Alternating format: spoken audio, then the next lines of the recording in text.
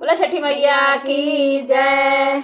पूजे के रावा के चाकर चाकर पातावा, ओ पर चंदा दहल जासे, ओ पर सूरज दहल जासे उज। नरिया रावा के चाकर चाकर पातावा, ओह पर चंदा दहल जासे, ओ पर सूरज दहल जासे उजे। तीना दिन के भूखल तिवैया, ए अर्घ ले ले ठाड़, ए अर्घ ले ले ठाड़ उजे। तीना दिन के भूखल तिवैया, ए अर्घ ले ले ठाड़, ए अर्घ ले ले ठाड़ उजे। थरा थरा कापेला बदनवा, ओठवा गइले झुराए, ओठवा गइले झुराए उजे।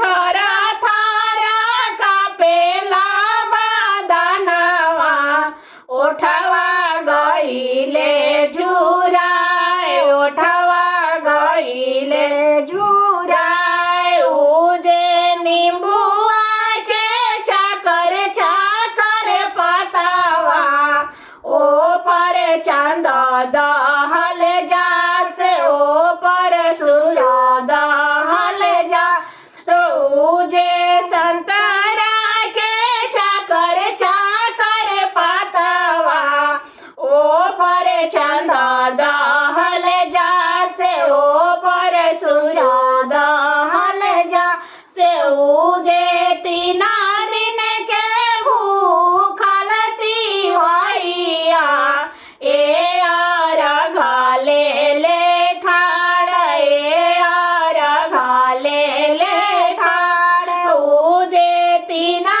दिन के भूखल तिवैया, ए अर्घ ले ले ठाड़, ए अर्घ ले ले ठाड़ उजे। थरा थरा कापेला बदनवा, ओठवा गइले झुराए, ओठवा गइले झुराए उजे। उखवा के चाकर चाकर पातावा, ओ पर चंदा दहल जासे, ओ पर सूरज दहल जा ओ। मरुधावा के चाकर चाकर पातावा, ओ पर चंदा दहल जासे, ओ पर सूरज दहल जाते। सभे फलावा के